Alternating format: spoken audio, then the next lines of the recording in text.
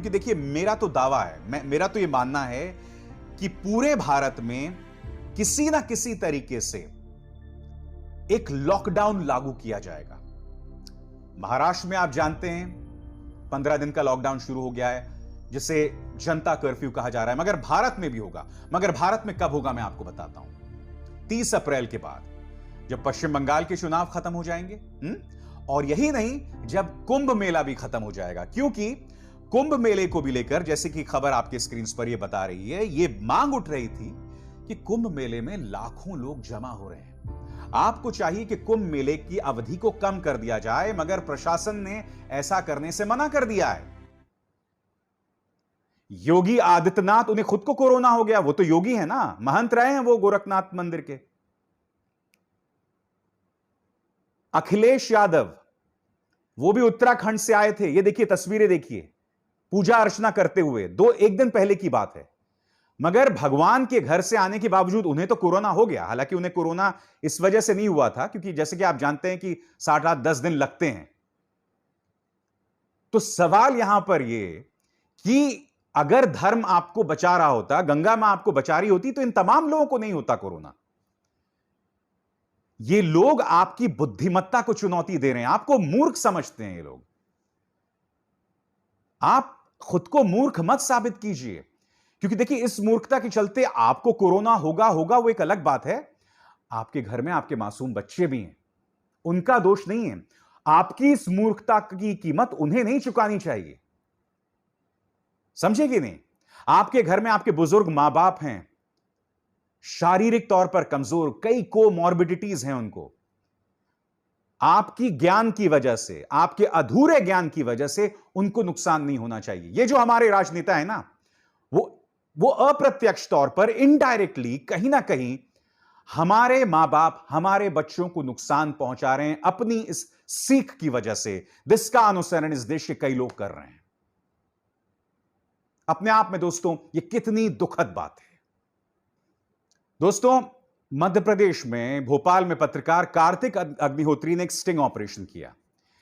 इस sting operation में कथित तौर पर यह बताया गया कि किस तरह से 5400 का रेमडेसिविर इंजेक्शन 18,000 में बेचा जा रहा था। यानी कि इस वक्त भी लोगों की इंसानियत मर चुकी है। और आपके सामने इस खबर को लेकर आप देखिए, अखबार में भी खबर छपी, दैनिक भास्कर में, रेमडेसिविर की कालाबाजारी, न्यू मुनीश मेडिकोज के 2 कर्मचारियों को भेजा गया जेल। और क्या कहा मुख्यमंत्री शिवराज सिंह चौहान ने? जबलपुर जिले में जिला प्रशासन और औषधि निरीक्षक को न्यू मुनीश मेडिकोज के कर्मचारियों द्वारा 18,000 रुपए में रेमडेसिविर बेचने की सूचना मिली, जिसके बाद उस दुकान को सील किया गया है।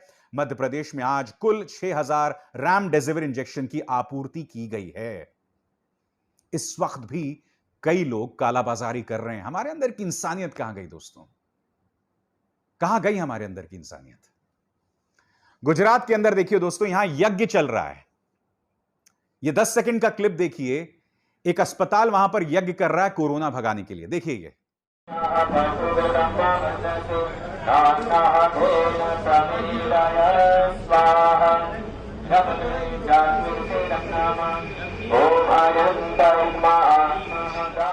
अब दोस्तों ये वीडियो देखिए, लंबी लंबी कतारें एम्बुलेंसेस की, 10-10 घंटे का वेटिंग लिस्ट है इन एम्बुलेंसेस में। आप देख रहे हैं क्या हालत है उस राज्य की जिसके सब्ज बाग दिखाकर एक शख्स मुख्यमंत्री से प्रधानमंत्री बना था। यह हालत है गुजरात की दोस्तों। गुजरात में पूरी स्वास्थ्य व्यवस्था जो है बिखर गई है। दोस्तों मैं आपको बता दूं, शिवराज सिंह चौहान भी संघर्ष कर रहे हैं, कोई मना नहीं कर रहा इस बात से। और मैं तारीफ भी करना चाहूंगा महाराष्ट्र के मुख्यमंत्री उद्धव ठाकरे की। कल जो 15 दिन का जनता लॉकडाउन का ऐलान किया है, उन्होंने बेरहमी से एक लॉकडाउन नहीं किया है, एक ऐसा लॉकडाउन जिसमें गरीब आदमी को उम्मीद है समस्याएं पेश नहीं आएंगी। जो गैर जरूरी चीजें उन्हें पूरी तरह से उन्होंने बंद कर दिया, मगर जो जरूरी चीजें हैं वो बाकायदा बनी हुई हैं।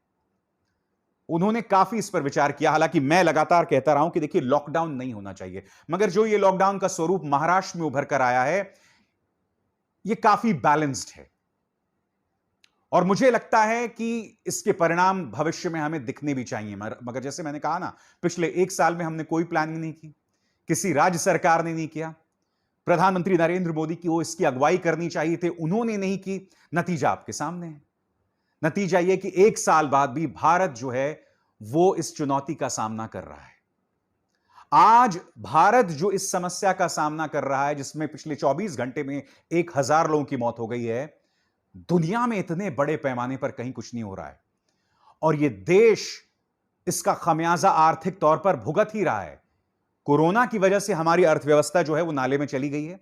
उससे पहले ही हमारी अर्थव्यवस्था की बहुत अच्छी हालत नहीं थी। और अब भी हमारे राजनेता क्या कर रहे हैं? अब भी सारा फोकस इनका पश्चिम बंगाल चुनाव पर है। अब भी क्या हमारे राजनेता इतने बड़े स्टेट्समैन बन सकते हैं, इतनी बड़ी सोच रख सकते हैं कि वो फैसला करें कि अब जो 4 चरण बचे हैं पश्चिम बंगाल के चुनाव में, हम कैंपेनिंग पर नहीं जाएंगे? इतनी हिम्मत है? क्या इस देश की जनता की परवाह है आपको, है या नहीं? मुझे बताइए। अपने आप में दोस्तों ये बहुत ही दुखद बात है, यह तस्वीर बहुत ही दुखी करने वाली है। और सबसे बड़ी बात, 9 अप्रैल को राहुल गांधी आपकी स्क्रीन पर इस सरकार से 2 अपील कर रहे थे। पहली अपील कि कोरोना वैक्सीन सबको दी जाए, नंबर 1। दूसरी अपील उन्होंने यह भी कहा कि विदेशों से आप वैक्सीन मंगाइए, हर तरह की वैक्सीन मंगाइए, सिर्फ 1 या 2 तरह की नहीं। तो आपको याद है, आपकी स्क्रीन पर यह शख्स हैं माननीय इस्तीफा प्रसाद, रविशंकर प्रसाद। इन्होंने क्या कहा था कि राहुल गांधी राजनेता के तौर पर तो फेल हो ही गए हैं, अब वो वैक्सीन की लॉबिंग कर रहे हैं, यानी कि वैक्सीन की दलाली कर रहे हैं। इस तरह से इस आदमी ने मजाक उड़ाया था राहुल गांधी का। अब कहां है माननीय रविशंकर प्रसाद? अब तो आपकी अपनी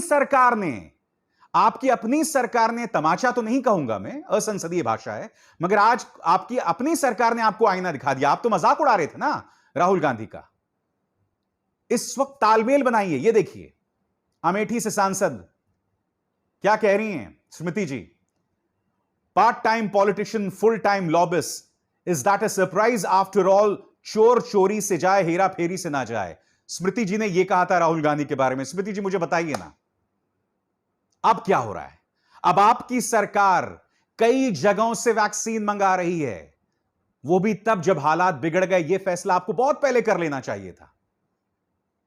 अब जाकर सरकार होश में आई है और वो स्पुतनिक वैक्सीन से तमाम वैक्सीन जो है अब जाकर आप मंगा रहे हैं। जो बात राहुल गांधी आपको लगातार कह रहे थे, उस वक्त आपने उसका अनुसरण नहीं किया। उल्टा मेरा मानना है दोस्तों कि चाहे चीन हो, चाहे कोरोना वैक्सीन हो, चाहे अर्थव्यवस्था हो,